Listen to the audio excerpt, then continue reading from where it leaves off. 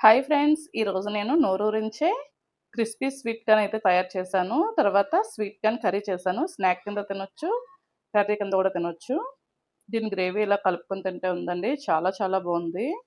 Full sweet corn video అయితే మన ఛానల్‌లో పెట్టానండి. చూడండి తప్పకుండా. చాలా చాలా టేస్టీగా ఉంది.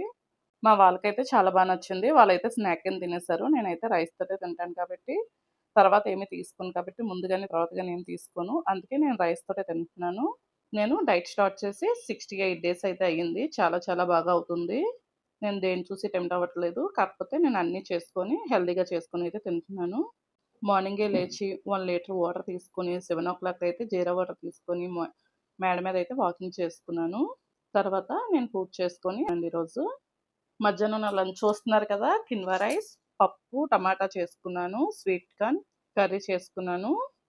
క్రిస్పీ కార్న్ గూడా చేసుకున్నాను. మొత్తం అన్నీ ఇలాగా వేసుకొని తింటే చాలా చాలా బావుంటుందండి.